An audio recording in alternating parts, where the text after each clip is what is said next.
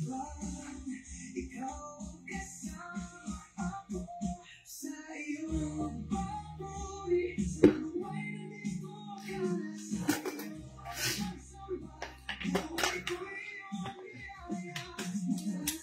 God's morning mga kapatid. Sa mapagpalang umaga po sa ating lahat. At ngayon po, araw po ng Saturday. Ngayon po ay November 29. Lapit na ang December. Ilang araw na lang tayo dadako na sa December. Malapit na rin magpalit ang taon. At ngayon po sa ating talakayan, tayo po ay muli ay tumuhay sa mapagpalang araw na ipinagkaloob ng Panginoon mula po sa kanyang salita. Isang mapagpalang umaga po, Tatay Victor, Nailini, at Tinella.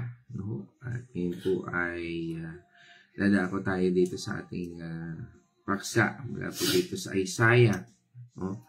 Isaiah 12 verse 2. At ito po ay ating pamagatan. God, my salvation, trusting without fear. At dito po sa ating panimula, tayo po ay muli sasamahan at pangungunahan ng aking partner para po sa pananalangin para sa ating pag-aaral ng salita ng ating Panginoong Diyos.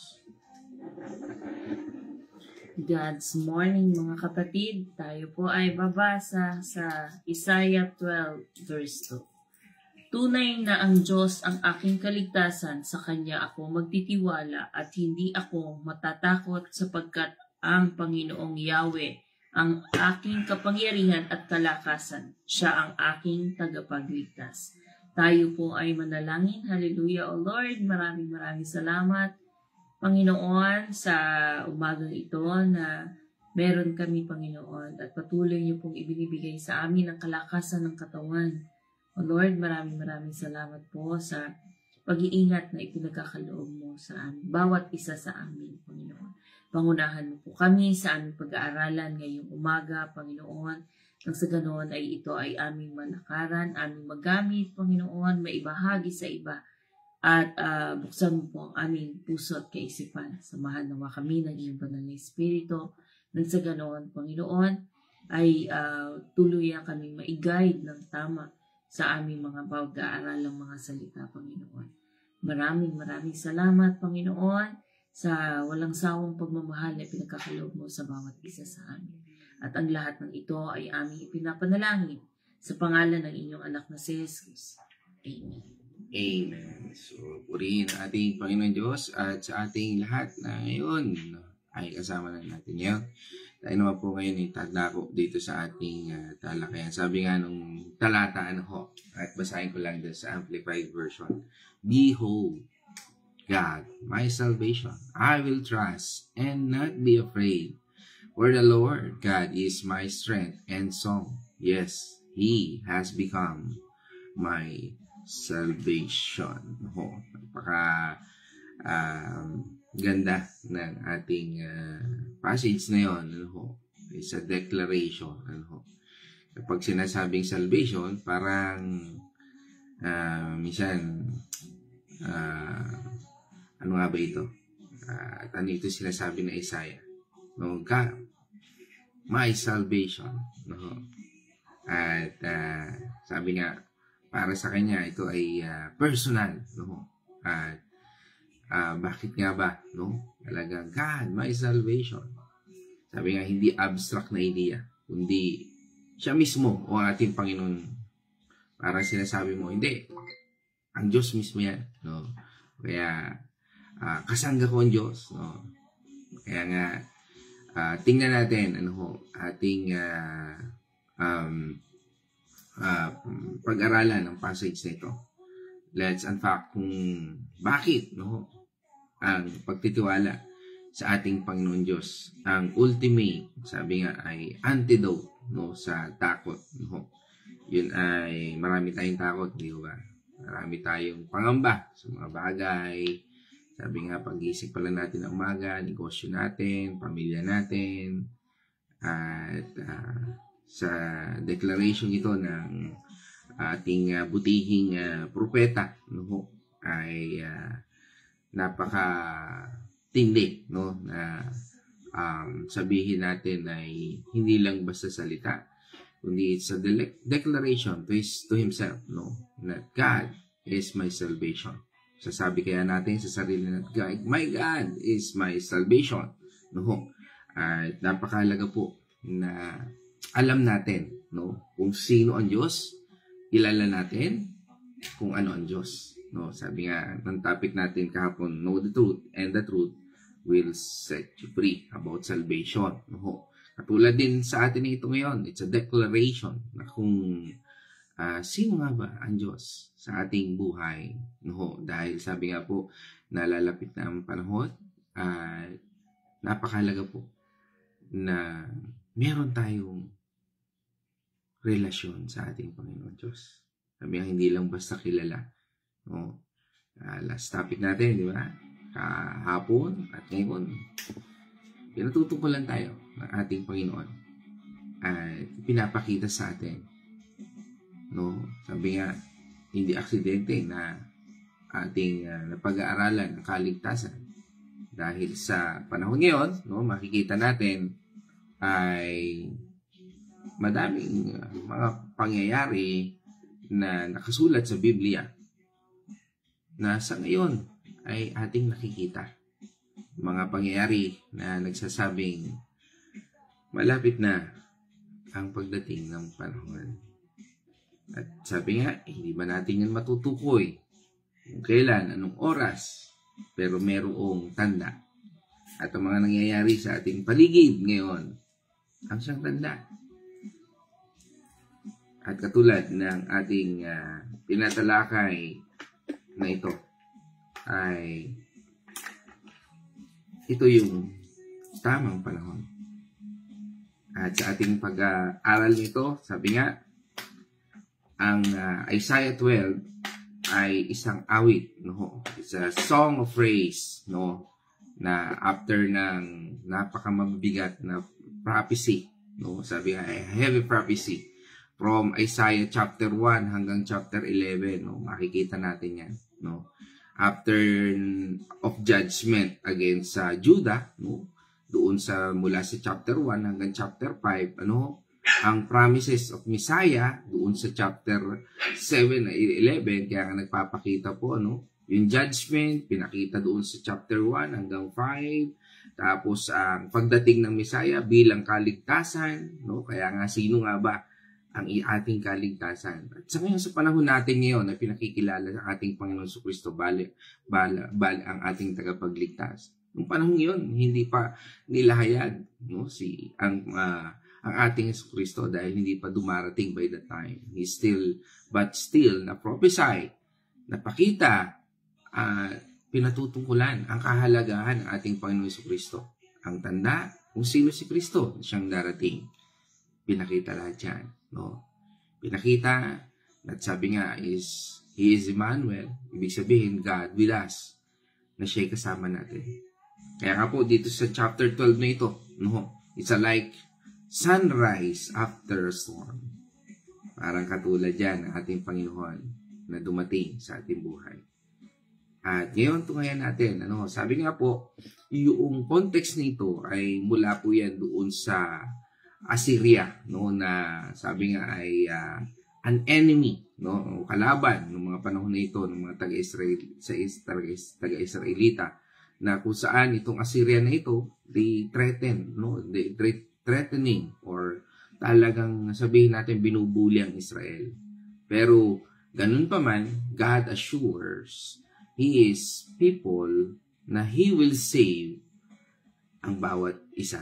No? Kaya Isaiah 12 verse 2, yung binasa natin kanina, na if meron tayong kasagurahan, we can say, my God is my salvation.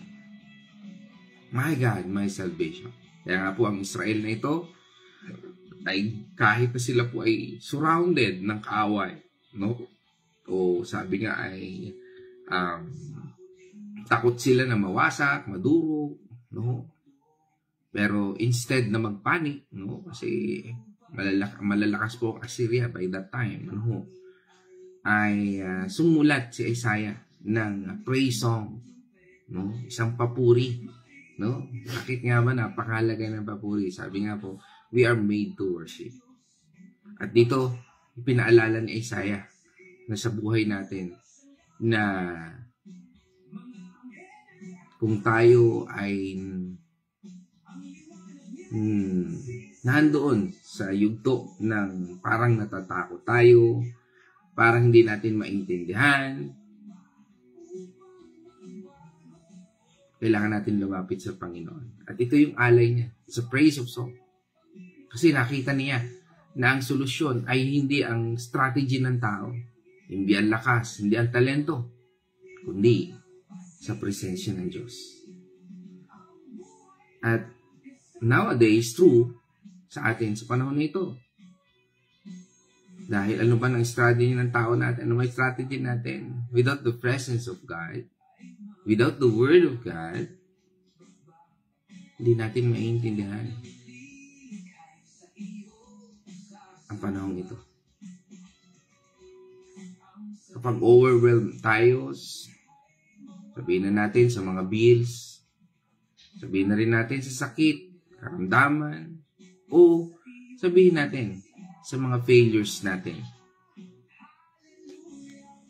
Ang sabi nga ng ating Panginoon Diyos, ako ang kaligtasan mo. Sabi ng Panginoon Diyos, trust, huwag kang matakot. Kaya nga sa bawat mga tagasunod ng ating Panginoong Jesucristo, o mga binago ng ating Panginoong Jesucristo,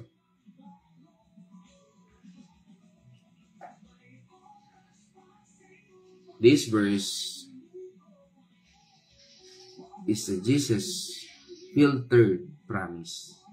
Pangako po ng ating Panginoon Diyos. Isang pangako na nagbibigay sa atin ng tamang direksyon. When Isaiah says, sabi niya, He has become my salvation. Doon sa unang bahagi ng talata, sabi niya, it's fulfilled in Christ. Diba? Sabi nga doon sa Luke 2 verse 30, Yamang nakita na po ang aking mga mata, ang iyong pagliligtas. Yan. Sabi niya doon, pinakita po. Ang Panginoon Jesucristo po, doon sa bahaging iyon, ay nakita na nila. Pinakita sa Panginoon Diyos. Pinakita sa ating Panginoon Jesucristo at pinakita sa kanyang mga disciple. Sabi rin doon sa Acts 4 verse 12. Mga ba yun? Sa kanya lamang matatagpuan ang kaligtasan sapagkat walang ibang pangalan ng sinumang tao sa buong mundo ang ibinigay ng Diyos sa mga tao upang tayo'y maligtas. Yun po yung pinakita doon. Kanino daw? Kay Kristo. Sa kanya lamang. Pero katulad ng sinabi doon sa Luke 2 verse 30, yamang ipinakita na. Sabi doon, di ba? Pero marami pa rin po. Sa atin, ang nagbubulag-bulagan, nagbibingi-bingihan, nagtatamad-tamaran, kahit na ang panahon ay nakikita na nating paparating na. Parang nagsasabi na kaya na ang kapahamakan sa mga taong walang relasyon sa Panginoon Diyos. Subalit marami pa rin ang wala sa pananampalataya. Ang hindi nananampalataya, ang hindi nakikita ang katotohanan ito.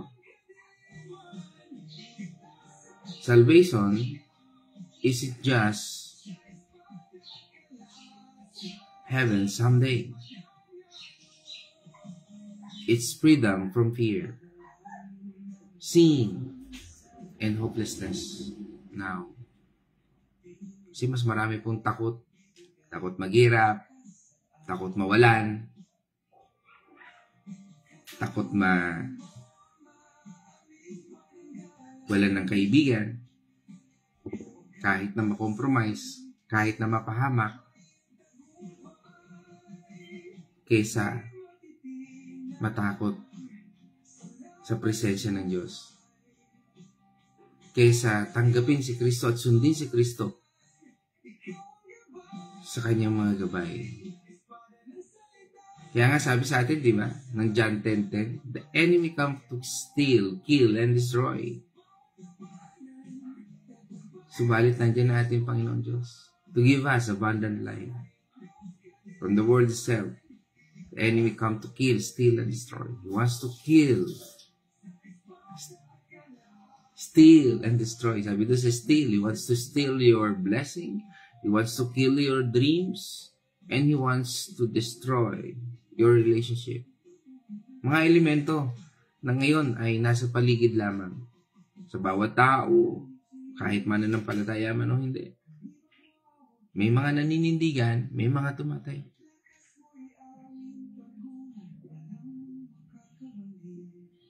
Kaya nga, sa mga mananampalataya, lagi paalala sa atin ng Panginoon ang talatang ito. My God, my salvation. Ito yung ating paninindigan bilang mga Kristiyano. Ito yung ating pagtayo bilang mga tunay na Kristiyano. Hindi compromise.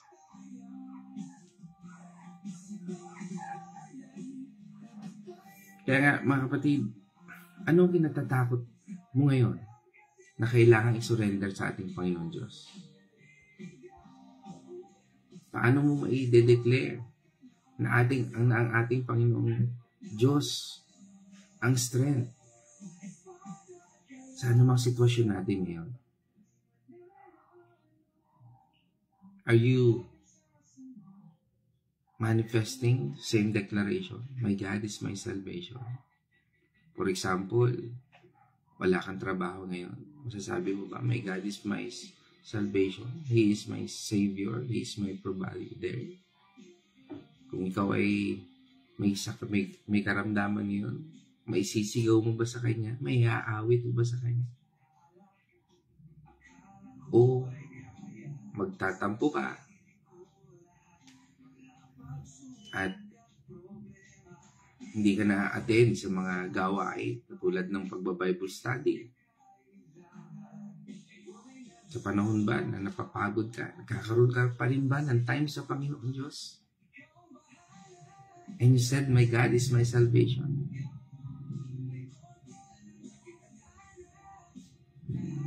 O ginagawa na lang nating scapegoat ng mga bagay sa buhay natin.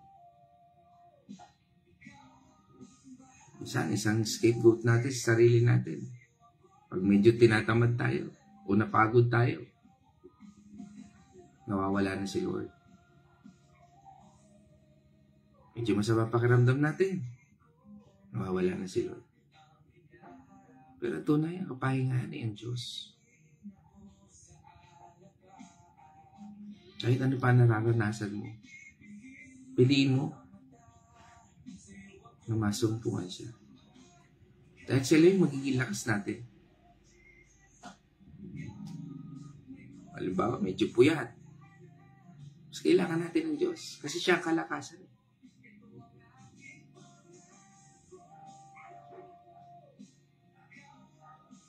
Kaya nga, sa binasa natin ito sa Isaiah 12 verse 2. Hindi lang itong verse of the day. Ito yung battle cry.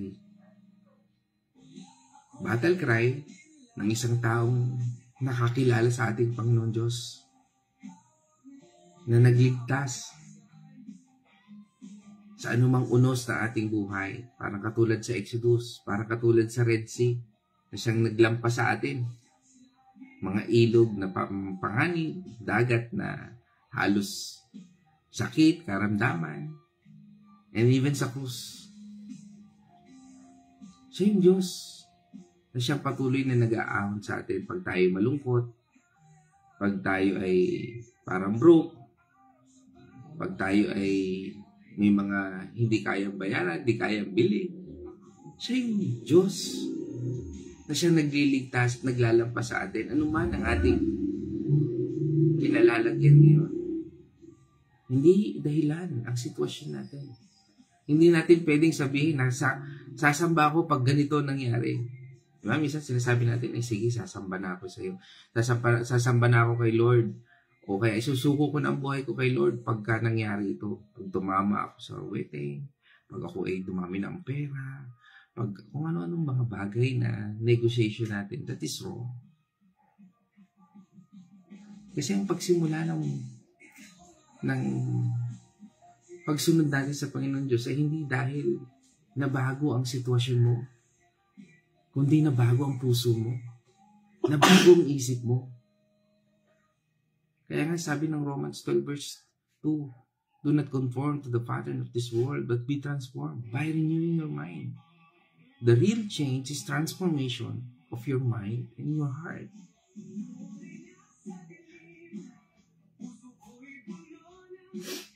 Kaya nga dito sabi, di ba? God, my salvation.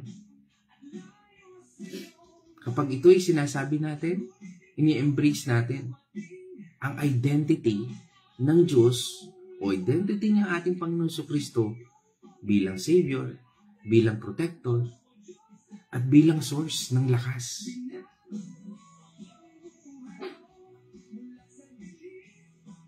Kaya nga dapat ready ka. Kaya nga dapat handa ka. At itong panahon natin ngayon ang siyang paghahanda. Na masabi natin, ano man ang mangyari sa buhay natin, we are ready. We are ready, we are willing, and able to serve. To serve God and to serve people. Kaya doon sa unang bahagi, di ba? Sa unang bahagi ng talata, behold, sabi nung, behold, God, my salvation. O sabi nga, di ba, tingnan ninyo ang Diyos, ang aking kaligtasan. Tingnan ninyo. Parang declaration, di ba? Parang kung imbawa, may kausap tayo, parang katulad nito ngayon, magkausap tayo. Tingnan ninyo. Ang Diyos ang aking kaligtasan. Parang kung ikaw ay may sakit, tingnan ninyo. Ang Diyos ang aking kaligtasan. Bakit? Di ba may sakit ka? Oo. Pero kahit may sakit ako, hindi naman sa pagmamayabang. Sabi mo, di ba? Parang pinakikita mo, di ba may sakit ka? Bakit ka nag-Bible study? Di ba may sakit ka? Bakit ka nagdi-devotion? Bakit ka nag-share? Because you are declaring who is your God. Kung halimbawa wala kang hanap buhay, gawin mo pa rin kung anong pinagagawa sa iyo ng Panginoon. Because He is the source of everything. In the word salvation, kaligtasan. This is just about escaping hell. Hindi yung ibig sabihin natin yung pagtakas lang doon sa impyerno. It's about relationship with God. At ang relationship natin sa ating Panginoon Diyos, it start sa bawat araw na tayo gumigising, sa bawat oras. And start, nung siya tinanggap natin. Hindi po natapos doon. Kasi marami yung iba ay tinanggap po na, nakatanggap na naman sa Panginoon eh. Kasi di ba minsan tanong ng Panginoon, ng mga pastor natin, kumusta si ganito? Alam mo, pastor, may kaibigan ako. May karamdaman. Pero okay lang yung pastor kasi tumanggap na naman siya sa Panginoon. And that is very, very assurance kung talagang totoong tumanggap siya. Pero marami ang mga tumanggap sa Panginoon, kung pinatanggap sila, sulat mo po ang aking pangalan sa aklat ng buhay. Pero nawala na sa sirkulasyon. Hindi na nila hinanap ang Panginoon Diyos. Hindi na nila sinaliksik. Sabi nga doon, naging complacent sila. Naging Laodicea sila. Hindi malamig, hindi mainit. Basta tumanggap na sa Panginoon, okay na ako. Kaya, born-again theology emphasize that salvation means being reconciled. The word reconcile with God. Sa pamamagitan ng ating Panginoon Jesucristo. Sige, basahin natin yan. Basahin natin yung 2 Corinthians 5 verse 17 hanggang 19 para maintindihan natin yan. Yung sinasabing, bakit ang salvation ay nangangahulugan, ikaw ay na-reconcile na sa ating Panginoon Diyos. 2 Corinthians 17. Kaya't kung nakipag-isa na kay Kristo ang isang tao, isa na siyang bagong nilalang, wala na ang kanyang dating pagkatao. Sa halip ito ay napalitan na ng bago. 18. Ang Diyos ang gumawa ng lahat ng ito. Sa pamamagitan ni Kristo, ibinilang niya tayong mga kaibigan at hindi kaaway. At pinili niya kami upang ang iba pang mga tao ay maging kaibigan din niya. 19. Ang ibig sabihin sa pamamagitan ni Kristo, ang mga tao ay binilang ng Diyos na kaibigan. Nilimot na niya ang kanilang mga kasalanan at kami naman ay inatasan niyang mamalita ito. Amen. So nakita natin, anong connection? Kasi sa buhay natin, di ba ang kaibigan mo, kaya mo sinabing kaibigan, lagi mo kasama. Di ba? Yeah. Lagi mo siya kasama. Kaya sa kaibigan mo, kakwentuhan. Di ba? Kaya nga minsan yung kapatid mo, yan yung nagiging best friend mo din. O kaya yung mga kaibigan mo. Kasi di ba pagkakaibigan mo talaga, kita mo talaga, uy, kumusta? Ganito, ganyan. Excited ka. Kung matagal na kayong hindi nagkakita. O kaya, basta lagi mo siyang gustong kasama. Kaya mapansin natin, sabi doon, kung ikaw ay isang bago ng nilalang, no? Sabi nga, ikaw ay bago ng nilalang. No, wala na yung dati mong pagkatao. Baliktad sa atin, di ba? Nakagawa ka ng kasalanan, lalayo ka sa Panginoon Diyos. Pagka-compromise ka, may problema ka, lalayo ka sa Panginoon Diyos. Di ba baliktad? Dito sa atin, sinasabi dito sa atin, my God, my salvation. Parang katulad din ito. Hindi po natin kayang gawa ng image ang Espiritu dahil hindi po siya imahe na masasabi natin kayang i-describe ng tao. Kasi He is undescribable from the world itself. Hindi natin pwedeng sabihin na siya ay gawa sa kahoy, gawa sa bato, gawa sa kung anumang kayang gawin ng isang tao. It's a representation. Parang ganito yun.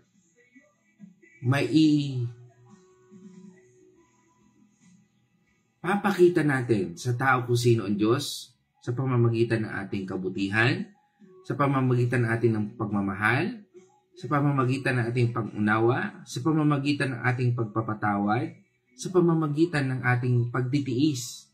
And that is the fruit of the Spirit. Doon natin siya may papakita. Hindi sa mga imahe. Hindi kundi sa bunga ng Diyos.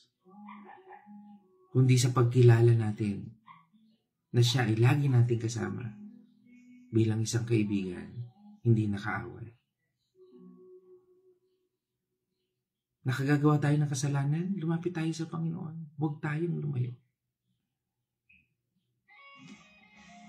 Dahil, sabi nga, di ba sa verse 19, hindi ko na inaalala yung kasalanan. Hindi lisensya para gumawa ka ng kasalanan. Kundi lisensya para lumapit tayo sa Panginoon at bigyan tayo ng lakas upang mapagtagumpayan natin ang kasalanan. It impacts your life by changing your identity from a sinner to a child of God. Kaya nga, pag lumalapit tayo sa Panginoon, hindi dahil sa mabuti tayo, kundi mabuti siya. Kung bakit tayo nakakapagbahagi ng salita ng Panginoon Diyos, dahil mabuti siya, hindi tayo. Dahil matuwid siya, hindi tayo. Kaya nga nakakapaglingkod tayo sa Diyos at sa tao. Na kung ginagawa natin ang mga bagay na ito, it's not about para kumita ng monetization or whatsoever kasi wala naman po yung o yung star na nakikita nyo dyan na default ni Facebook noon. Kundi ang pagsunod natin sa Panginoon. Because we are declaring God is my salvation. Yung buhay mo, paano mo sasabihin na siya ang tagapagligtas mo? Paano ka magiging pagpapala sa iba? Paano mo gamitin na ang Diyos ay naging pagpapala sa buhay mo? Na siya ay kaligtasan mo. Hindi lang tayo niligtas ng Diyos mula sa impyerno, kundi para sa purpose ni God.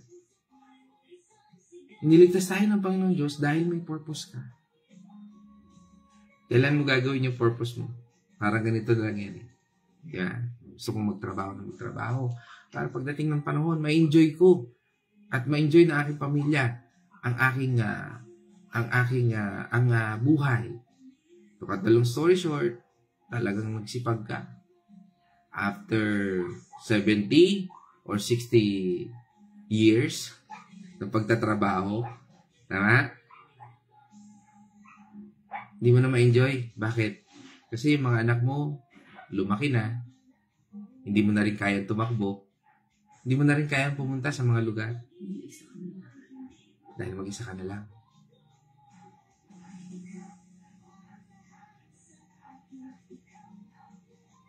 Kaya nga, doon sa sumunod na talata, sabi doon, I will trust and not be afraid.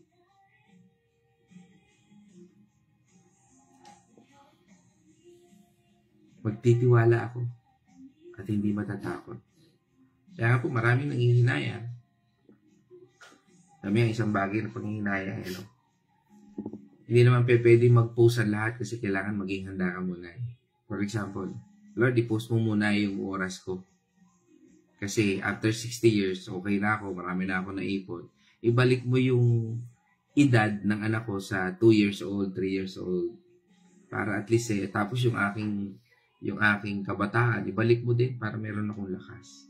Kasi kung ibinalik nga yung anak mo doon sa 2 years old, ikaw naman, uugod-ugod na. Baka maging burden pa rin sa iyo. Reklamo ka na naman. Lord, bigyan mo ako ng lakas. Ang tanda ko na. Kaya nga buhay natin, lahat ng yan ay ayon sa plano ng Diyos. At sabi nga dito, I will trust and not be afraid. Nagtitiwala ka ba na sa oras at panahon, sa iyong edad, sa iyong lakas na meron ka ngayon, sa iyong pagkakataon, nandiyan ba yung Diyos sa iyo? At kung nandiyan yung Diyos, nandiyan po yung trust na sinasabi dito, yung pagtitiwala. Nandiyan ba? Kung ang Diyos ay nandyan, nagtitiwala ka ba sa Kanya? O nagtitiwala ka sa sarili mong kakayahan? Lord, antayin mo ako. Gagawin ko muna ito. At pag nagawa ko na ito, sige, usap tayo. Mali. Diba? Sabi sa atin ng Matthew 6 verse 33, But seek ye first the kingdom of God and His righteousness, and all these things shall be added unto you.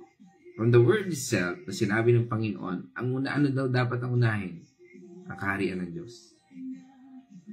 Ilagay mo yung Diyos sa pamilya mo, ilagay mo yung Diyos sa trabaho mo, ilagay mo yung Diyos sa anumang ginagawa mo. You put Him first. Ilagay mo siya. Trusting God means surrendering in control. Hindi ikaw nagkocontrol. And believing His character. Ang karakter ba ng Diyos, pahirapan ka? Ang karakter ba ng Diyos ay sirain ka, wasakin ka? Hindi. Di ba? Yung kanina, sinabi natin doon sa John 10:10, the enemy come to kill, steal, and destroy. Yun yung kaaway. Kaya kang nire-refocus ka sa iba eh. Unahin mo muna itong kayamanan. Di ba? Kaya siya'y Babylon. Babylon po tawag niyan sa Hebrew word. It means anything na naglalayo sa'yo sa Diyos, it's a Babylon. Anything na nagdi-distract sa'yo, it's a Babylon. Pera, even kahit yung religion mo. Nakala mo may relasyon ka sa Panginoon Diyos, pero busy ka sa mga bagay, pero kinalimutan mo na yung tunay na fellowship. Ano yung unang fellowship? Pamilya mo.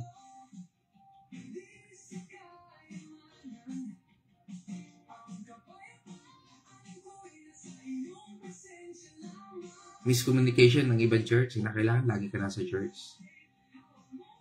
Wala naman sinabi ng Panginoon. Sabi ng Panginoon, go therefore, make them disciples. Yes, masaya sa mga gawain sa Panginoon. Pero, Doon ba sa gawain mo, wala kang iniwang kapatid? Kaya sabi ng Panginoon, di ba? Bago ka pumunta sa aking panambahan, makipag-resolve ko muna sa mga tao. Ayusin mo muna yung sarili mo. Dahil alam ng Panginoon Diyos ang bawat pait ng buhay natin.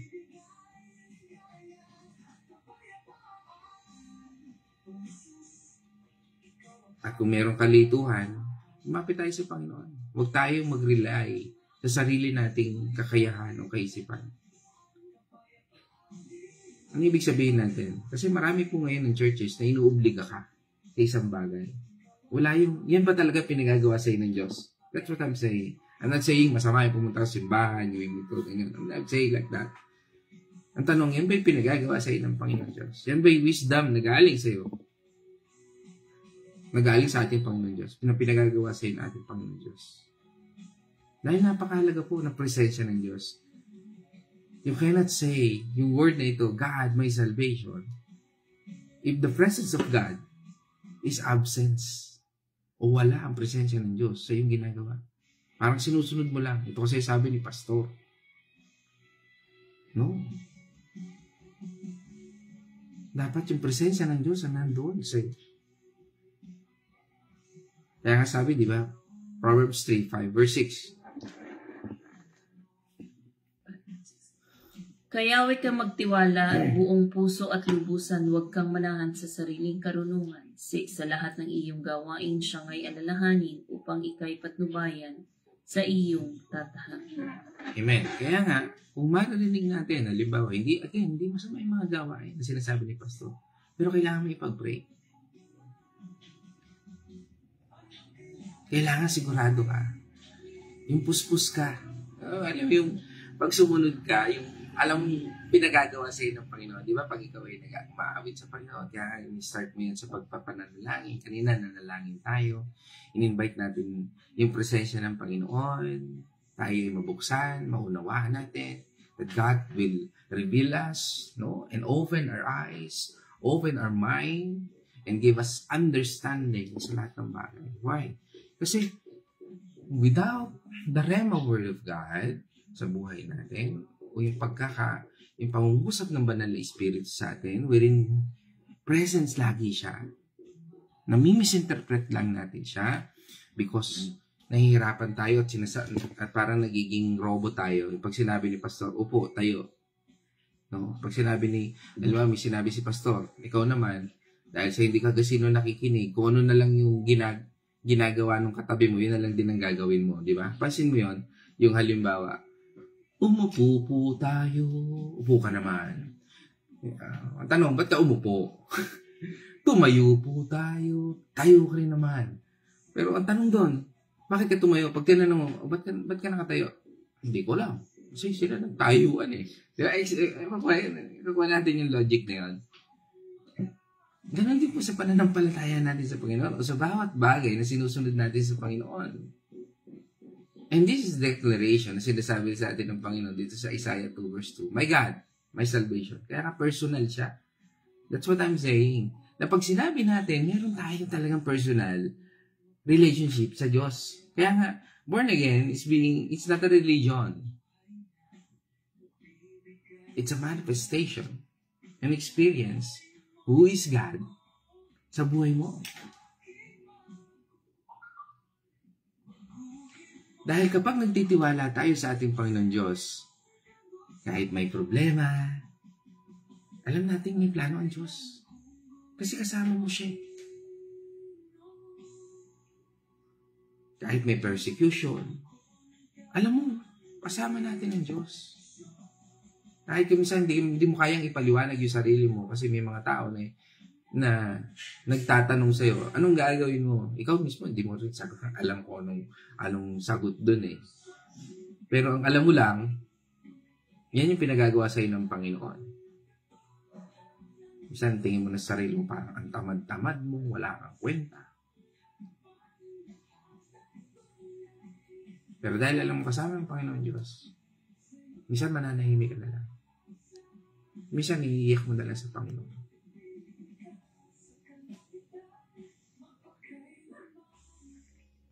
Ganun po ang Panginoon Diyos. Ganun ang presensya ng Diyos. Kaya sabi doon sa sumunod na talata, for God, for the Lord, God is my strength.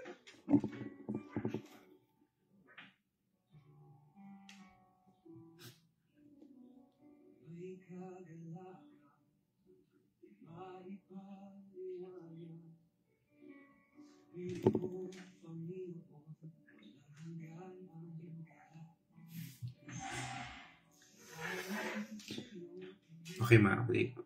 Sabi doon sa sunod na talata, for God, for the Lord.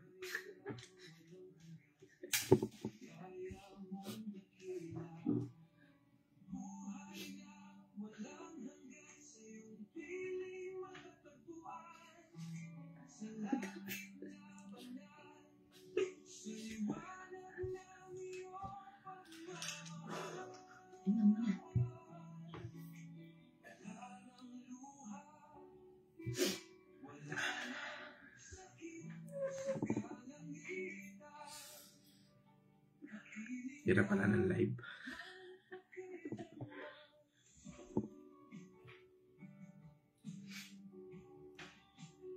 Sensya na po kayo. Lit lang po.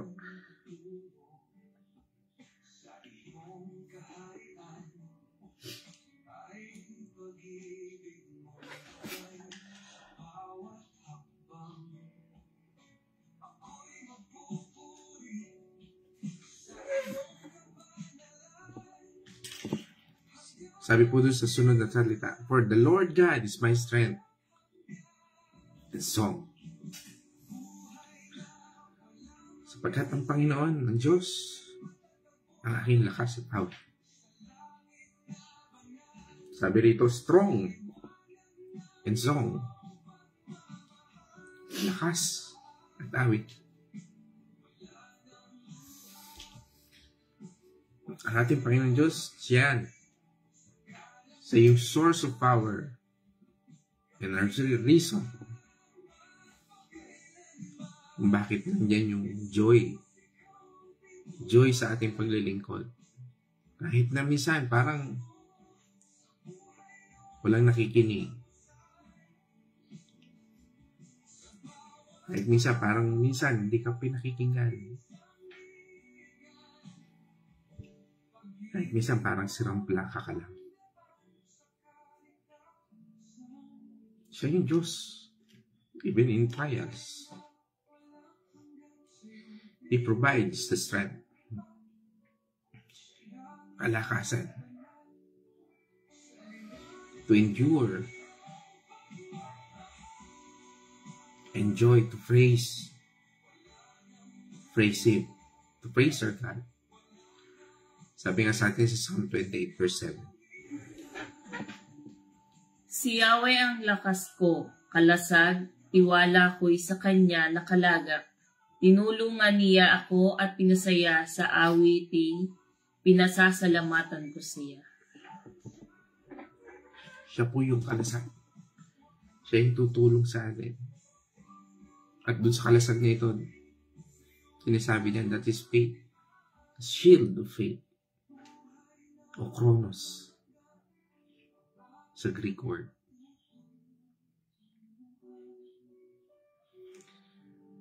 Ang ating Panginoon Diyos ang nagbibigay sa atin ng lahat ng yan para harapin ang bawat araw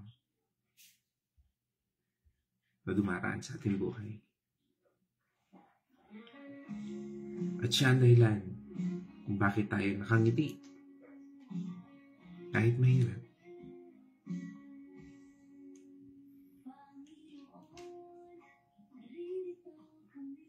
At doon sa sumunod na talata, yes, He has overcome my salvation. Ito yung declaration na nagsasabi ko, oo, siya ang aking kaligtasan.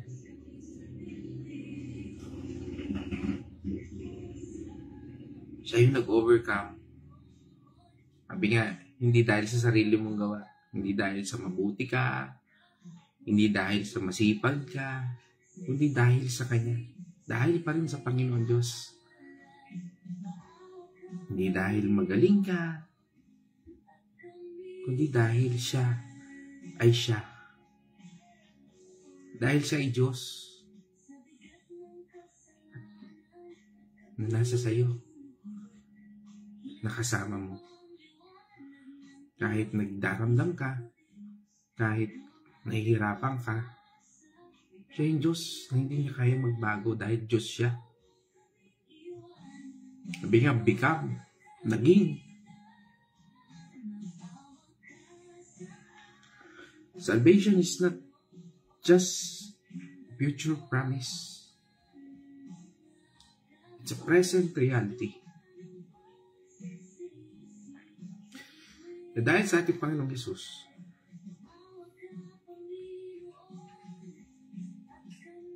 God has acted to save us. Dahil sa kanyang kabutihan, hindi dahil sa ating kakayahan. At yun ang realidad ng tunay na kaligtasan. Hindi natin kaya ipagmalaki. Hindi natin kaya ipagmayabang.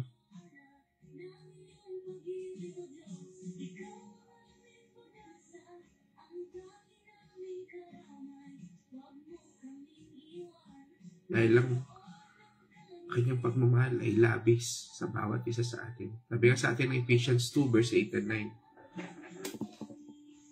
Sapagkat dahil sa kagandahang loob ng Diyos, kayo ay naligtas sa pamamagitan ng pananampalataya, at ang kaligtasang ito'y kaloob ng Diyos at hindi sa pamamagitan ng inyong sarili. 9. Hindi ito bunga ng inyong mga gawa, kaya't walang dapat ipagmalaki ang sinuman. Amen. Hindi natin kailangang magantay ng langit bago tayo magbago, bago tayo lumapit sa Kanya. Para maranasan natin ang kaligtasan ng ating Panginoon Diyos. Nandito na siya ngayon. Kumikilos sa buhay ng bawat isa sa atin ngayon. Nangungusap siya. Na yung kaligtasan na yan available sa ating lahat. Kung bakit may mga ginagamit ng Panginoon Diyos na nagpapakita ng pagmamahal ng Diyos. Kung tatanungin mo yung mga taong nagbabahagi ng salita ng Panginoon Diyos, hindi nila gusto. Kasi minsan katulad nito, ang hirap hawakan. May iyak ka. Naiinis ka minsan. Pero kahit naiinis ka, magbabahagi ka pa rin ng Panginoon Diyos. Ng salita ng Panginoon Diyos. Why? Kasi that's the presence of God. Ganun yung kabutihan ng Diyos. Hindi ka makakabase sa sarili mong lakas, kundi sa Kanya lang. Sa ating Panginoon Diyos lang. Pwede natin sabihin, Pastor, pwede mo naman yung iwasan. Pwede mo naman tanggihan si Lord. Kung gugustuhin mo lang. Yes, totoo yun. Pero kung totoo ang Diyos, ang iyong tagapagligtas, hindi mo magagawa yun. Dahil binago ka na ng Diyos. Diba? Kanina binasa natin 2 Corinthians 17-19. Dahil sa tuwing inaalala mo yung kaligtasan ginawa sa'yo ng Panginoon Diyos, kulang pa.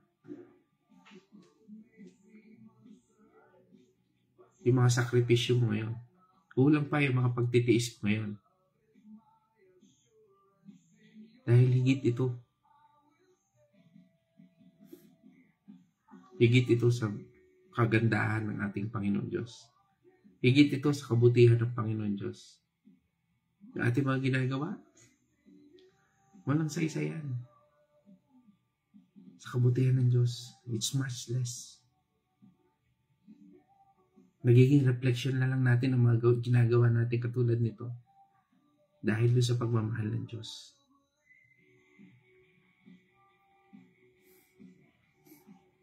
Kaya malaki po ang epekto sa atin nito.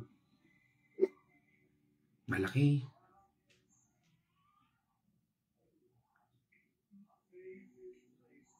Ang epekto sa buhay natin kung ang Diyos ang totoong ating tagapagligtas. It's a life impact. Sabi nga, ito, kung meron tayo nito, at totoong meron tayo, magiging fearless living tayo. Knowing God is our salvation, empower us to face challenges without fear. Para katulad nito, pagbabagi ng salita ng Panginoon Diyos. Nawala na yung takot sa'yo. Takot ng kahiya. Minsan, ang hirap to. Minsan, naiiyak ka dahil sa presensya ng Panginoon Diyos. Minsan, ipapaalala sa'yo ng Panginoon. Hihipoy ka ng Panginoon Diyos. Papatuloy ka pa rin ba sa paglilingkod?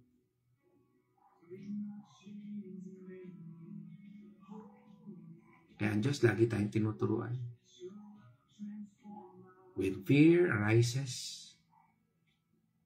katulad na ito, declare. Katulad na sinabi ng Isaiah 2 verse 2, God, my salvation.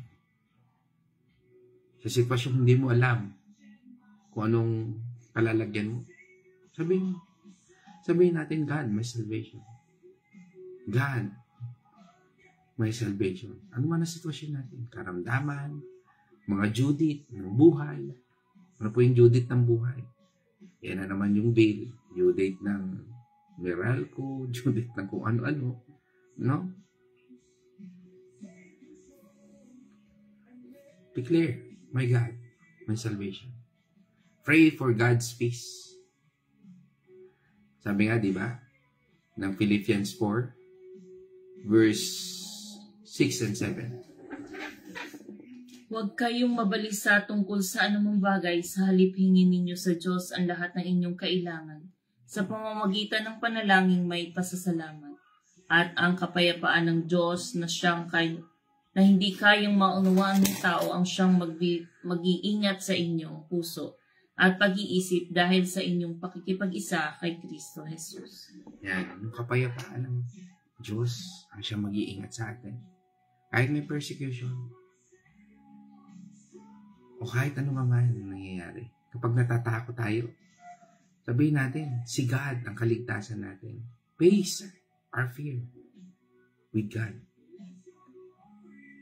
Hindi ako matatakot. Tapos, mag-pray tayo para mawala ang takot o kaba nating kinaharap. Diyan magkakaroon po tayo ng joyful resilience. O resilience. No? Rejoice, sabi nga when we are recognizing God as our strength and song, it enable us, itong resilience na ito, to maintain joy even in difficult times. Anong dapat natin gawin? Let's cultivate a habit of praising God daily.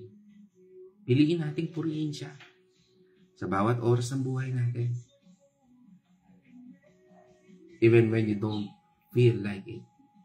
Parang minsan, pakiramdam mo, you are parang ang bigat-bigat ng pakiramdam mo. Wala ka sa mood. May problema ka. May karamdaman ka. Ilagay mo yung Diyos. Purihin mo siya. Sa lahat ng panahon at pagkakataon.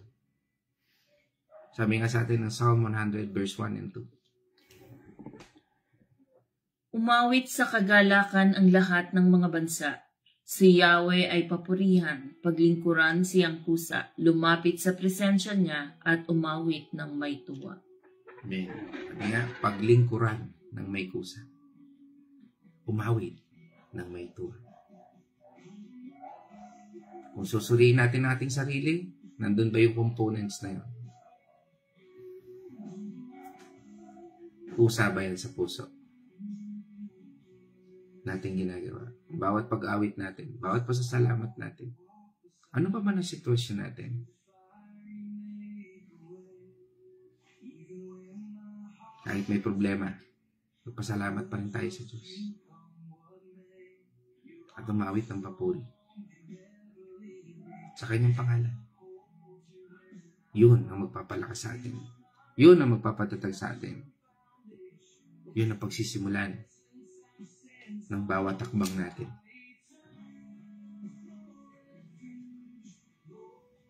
At magkakaroon tayo ng confident identity.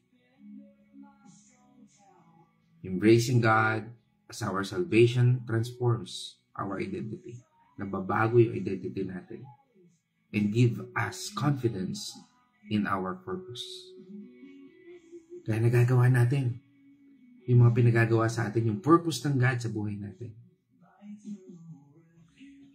Hindi dahil sa hindi sa lakas natin,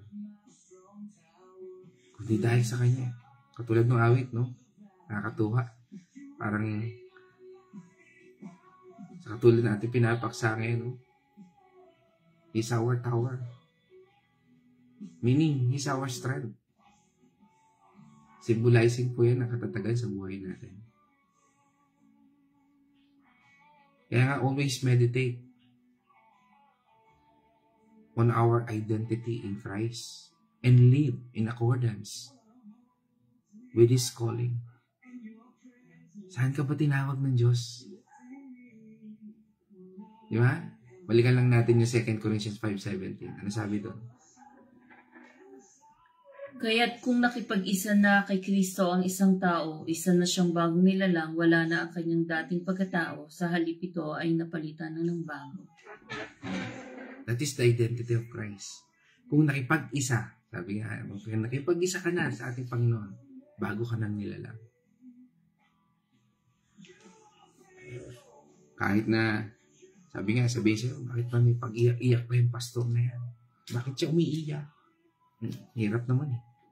Nakajahe minsan, di ba? Pero dahil alam mo yung purpose mo sa Panginoon Diyos. No? Minsan, ang hirap talaga i-contain. No? Hindi ko na lang po maikukwento sa inyo. Dahil mahabang kwento. Pero napakabuti po ng Panginoon Diyos. Tayo ay anak ng Diyos. Niligtas niya tayo. At may purpose ang Diyos para sa buhay natin. Magtiwala tayo sa Kanya at sundin natin ang Kanyang kalooban. Kaya without the biblical precedent, without the conviction, without the presence of God,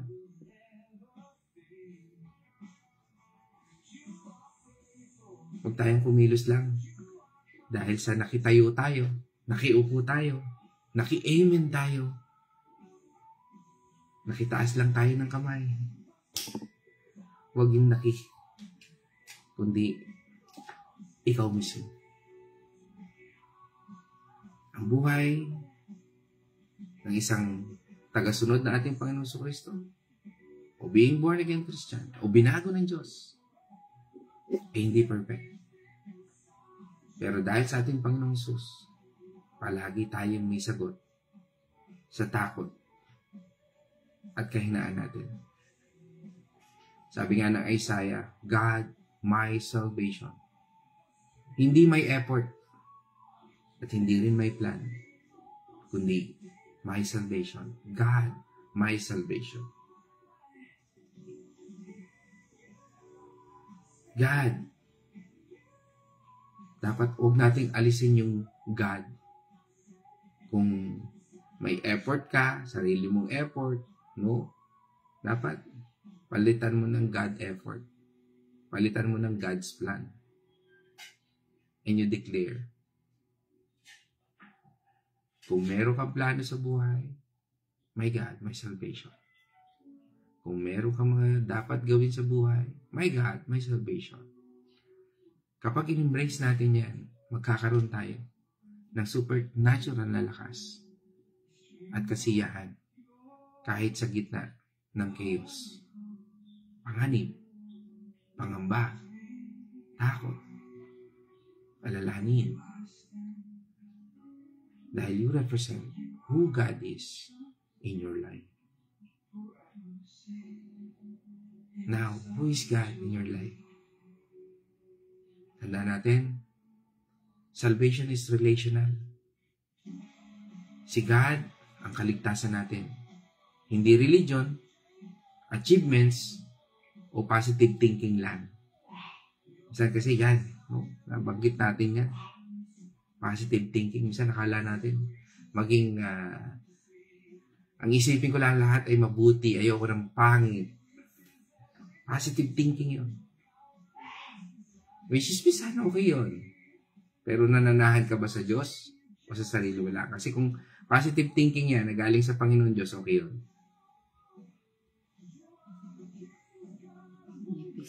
May peace of mind ka. Trust is active dapat. Yung pagtitiwala natin, dapat nandun lagi. Pagtitiwala sa Diyos, hindi sa sarili mo.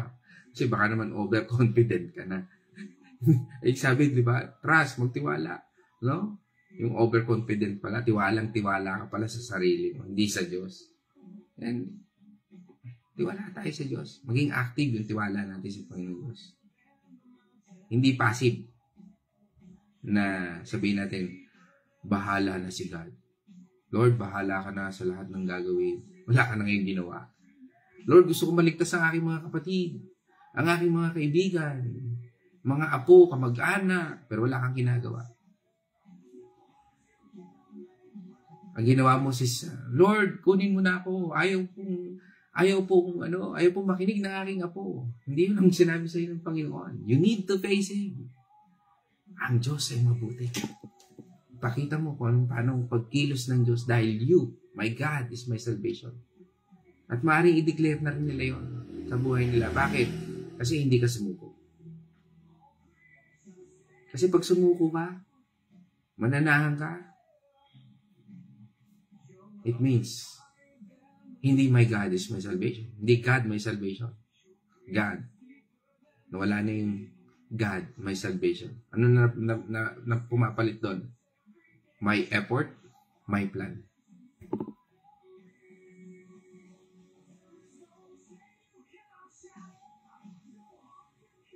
Choose to believe that God is in control. Lord, Ikaw may control ng buhay kong ito. Lord, Ikaw yung may control sa sitwasyon kong ito. Lord, Ikaw yung may control sa lahat ng ito. Maging sakit man yan, financial mo, negosyo mo, everything. Lord, Ikaw ang may control. Lord, Ikaw nagmamay-ari nito. Susunod lang ako. Kaya nga, yun yung tinatawag na active trust sa Diyos. Diyan magkakaroon ka ng strength, pag-awit o papuri sa Panginoong Diyos na magre-resulta ng daily grace. Araw-araw na grasya ng Diyos. Kapag wala na tayong energy, siya ang lakas natin. Kapag malungkot tayo, siya ang awit natin. Ano natin masasabi? Wala na tayong energy, wala na tayong pera, wala na tayong ganito, pero nakakakain ka, nakababayad ka ng bills, wala kang utang. Hindi ba? Daily grace yun.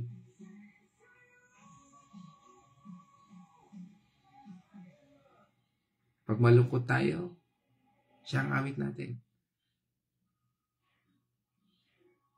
Iniaawit na lang natin sa Panginoon. Kapag nandun yung persecution, nandun yung panghusga sa'yo, hindi mo alam ang gagawin mo, awitan mo siya. Kahit malungkot ka, kahit basag ka, awitan mo siya.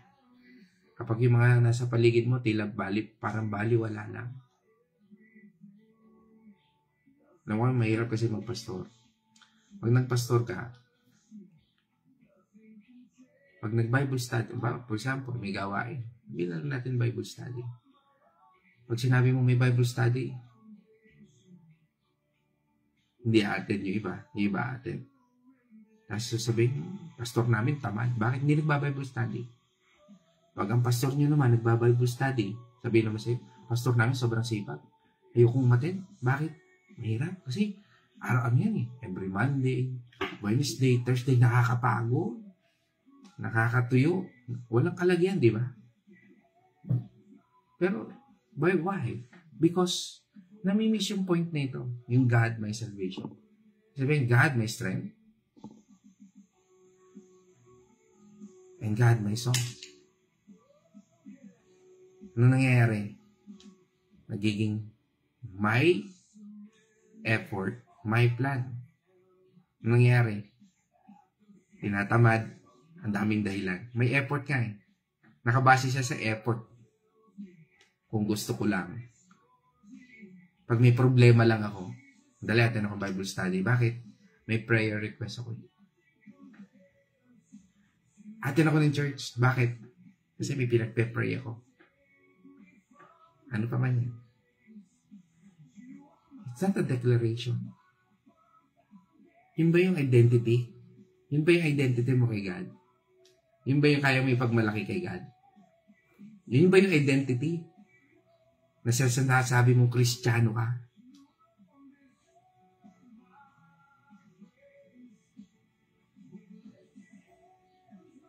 Declare it daily. My God, my salvation. Magkakaroon ka ng lakas. Mapapalitan yung excitement mo. Ako natuwa po ko sa isang kapatid. Nag-message siya sa akin.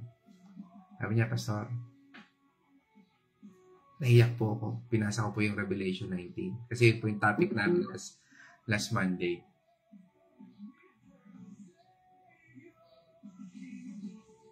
Naiyak po ako doon sa Revelation 19. At na-excite po ako. From the word itself. Na nagkaroon ka na ng excitement sa salita ng Panginoon Diyos.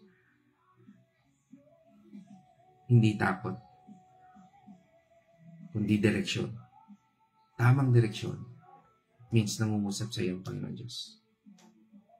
In the same words, I'm telling you right now, na sinabi ko rin doon sa taong yan.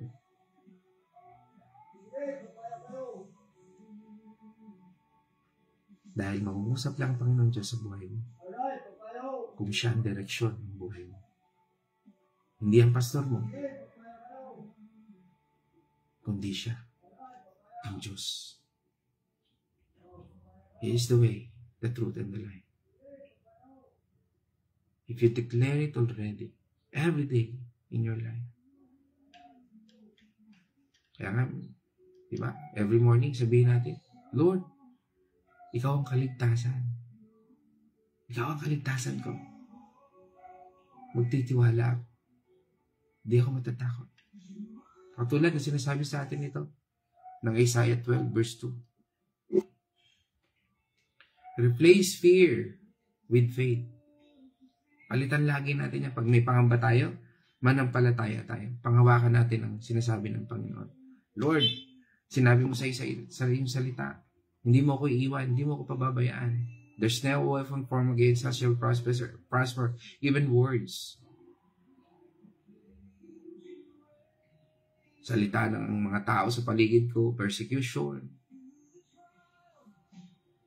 Kahit yung mga sinasabi sa iyo ng mga malalapit sa iyo, pinakamahirap at pinakamasakit, nasasabihin sa iyo yung pinakamalapit sa puso mo. Kapag nangangamba na sila. Na hindi mo alam ang sagot. Kundi may isasagot mo lang, my God, my salvation. God is my provider. God will provide. Minsan, parang ironic. Parang minsan ikaw na rin, masasabi mo sa sarili mo, Lord, nasa ka ba talaga? Ano ba talaga plano mo? Kaya maiiyak ka na lang. Kasi hindi mo alam yung gagawin mo.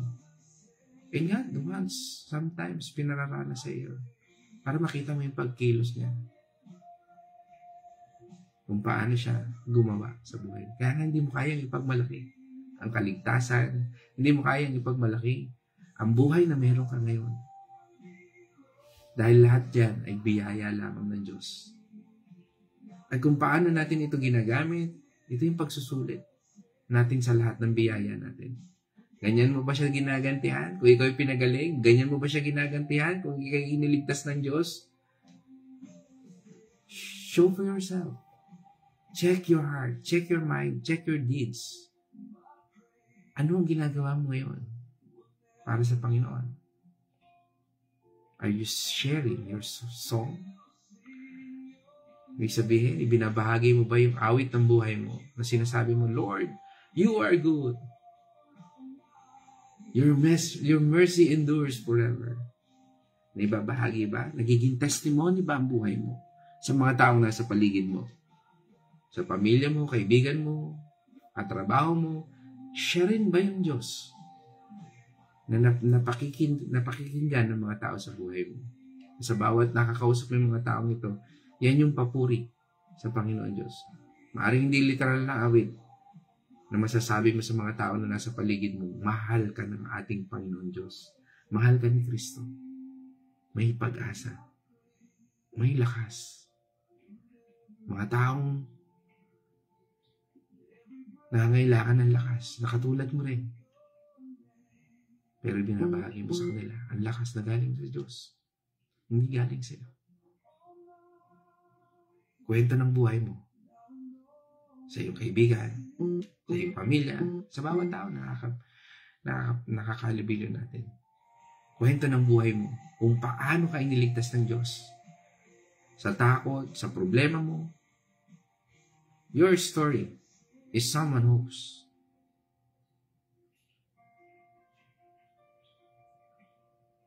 Kaya nga, ano ang mga bagay na kinatatakot mo na kailangan mo isurrender sa ating Panginoon Diyos ngayon? Paano mo ipapakita sa mga choices mo, sa mga bawat pinipili mong desisyon, na si God ang kalakasan mo, na ang Diyos ang awit mo sa lahat ng yan? Dahil ang buhay natin ay tila awit sa ibang tao. Pinupuri ba't niya talaga ang Diyos? Sinasamba ba na talaga ang Panginoon Diyos? Sino ang makakausap mo ngayon para i-share ang mensahe ng Isaiah 12 verse 2? Paano mo ibabahagi ngayon ang salitang ito na ating natutunan? Tandaan po natin, ang salvation ay person. At ang ating Panginoong Hesus, siya yun.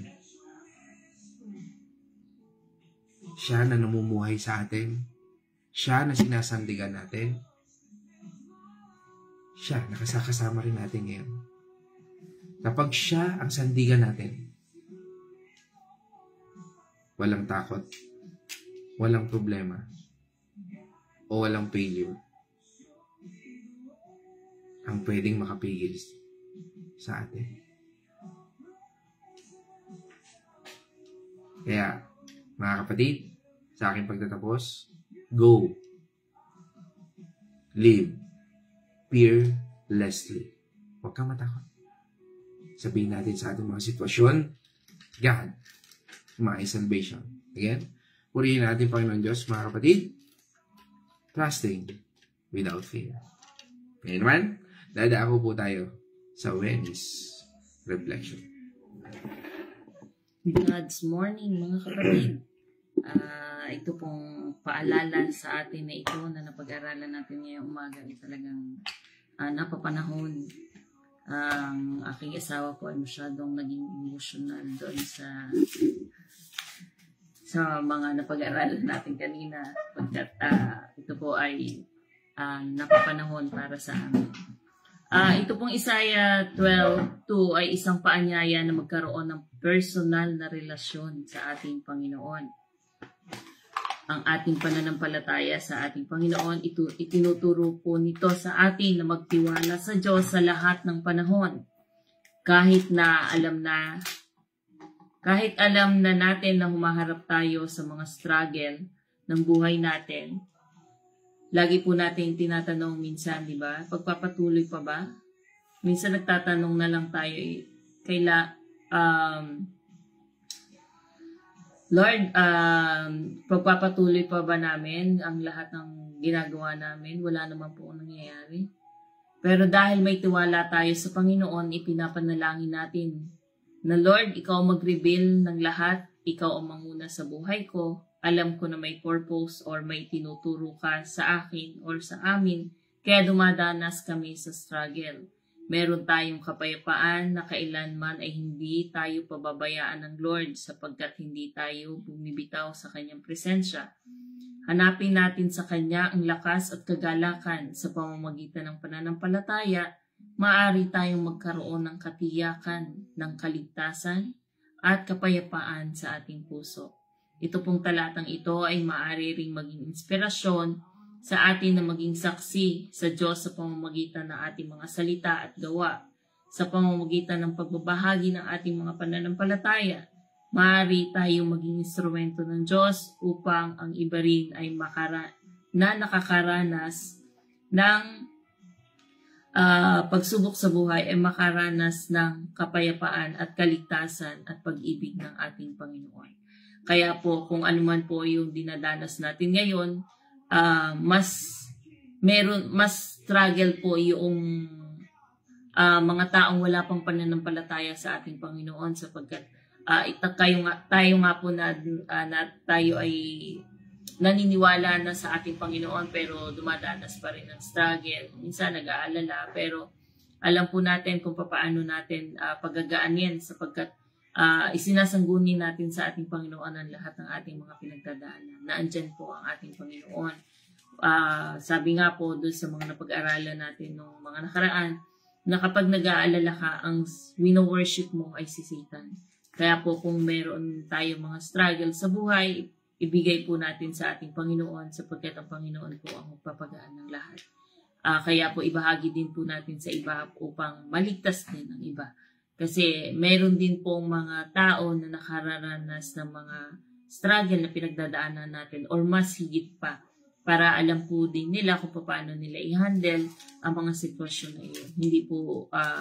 Parang hindi po sila maligaw kasi yung iba po kapag dumadanas ng mga struggle lalo na sa pera, kung ano-ano ng mga ginagawa, minsan nangi-scam pa. Hindi po yun kalugod-lugod sa ating Panginoon sapagkat sinabi nga po ng Panginoon na ang Panginoon ang magbibigay sa atin ng lahat ng ating mga pangangailangan basta ibigay natin sa Kanya ang buong pagtitiwala na ipagkakaloob sa atin sa tamang panahon. So, yun lamang po. Maraming salamat po at mag-ingat po tayong lahat. Palagi po tayong manalangin at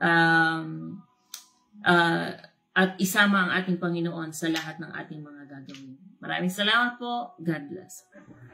Amen. Salamat sa iyong reflection at ngayon naman tayo dadako sa ating pagbati portion at ang nasa unahan natin ngayon ay dami dito puro si puro si Nanay Gloria. Sa mapagpalang umaga po, Nanay Gloria at regard sa lahat ng pamilya dyan po sa Bulaking, Chao at saan man lupalop ng mundo. Pagbati mula sa Bonaluz, tama ba? Bonaluz, Kapus, Malasmas family. Yan. Panguna po ni Nanay Gloria. No? At sinundan po yan ng kanyang kapatid na si Nanay Winnie Patual dyan sa Villa Escudero. Sa mapagpalang umaga po at pagbati rin sa Patual family. At ganun din, sinundan po dito sa comment section ng aking ate Cindy Mercado. Yan, mula po dyan sa Pampanga. Yan, at yan, kasama dyan si ate Cindy. Yan, at buong gang dyan. Yan. Sinundan po yan ng aking magandang nanay. Getgano Mercado family, pagbati natin dyan sa Santa Rosa, Laguna, at sa lupalop ng mundo. May mga Getgano at Mercado dyan. Isang pagbati sa lahat ng aming mga kamag-anak. At muli kasama natin, ilang araw na rin nating nakakasama si Ate Tina, Kapadosa ang may bahay ng aking partner, si Architect Arnel. Kasama rin natin ngayon. Yan, si Ate Tina Kapadosa, mula po naman yan sa Tarlac, barangay Kutkut, Kapas Tarlac po. Yan. Kasama natin si Ate Tina. At pagbati natin sa buong Kapadosa family, at sa lahat ng kaapu-apuhan kaanak-anakan. Yan, buong pamilya yan, ng Capadosa family. Yan, at kasama rin natin dito si at Tina, mula naman po sa Bacolod, no ho. Yan, kasama po natin ang Pius family sa pangunguna ni Kuya George, no ho. At again, balik ulit tayo ng Villa Escudero. Kasama natin ngayon, no, si Ate Lisel Dalangin, no. Yan, kasama rin natin yung sa Bible study, no. Yan, si Ate Lisel Dalangin. Pagbati sa buong pamilya, sa kanyang mga anak at sa kanyang asawa kay Kuya Hector, no, kay Hector Dalangin. Yan, no. Pagbati sa lahat dyan. Sino pa?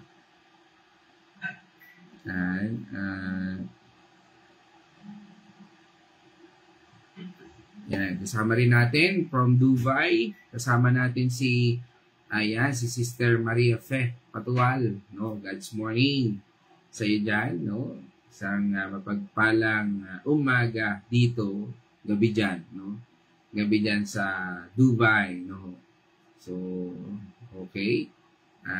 Yan, mga alas 10 siguro dyan, alas 9, yan, alas 11, alas 12, ganyan. Mag-aalas 12, ganyan. No? Yan, kasama rin natin si Brother Ian, yan, aming gitarista. Kasama po natin si Brother Ian Artiliaga. Yan.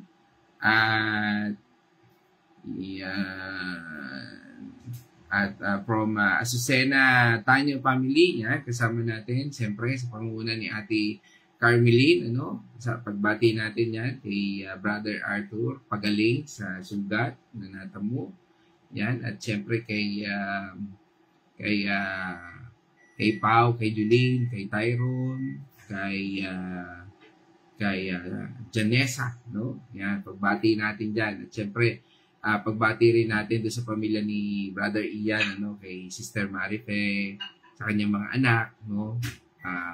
Yan, sa kanyang dalawang anak na naggagandahan. Yan, pagbati, no? At yun din, kasama rin natin from Santa Rosa, Laguna, ang aking kapatid, si Caroline Mercado. Yan, isang mapagpalang umaga dyan, Santa Rosa.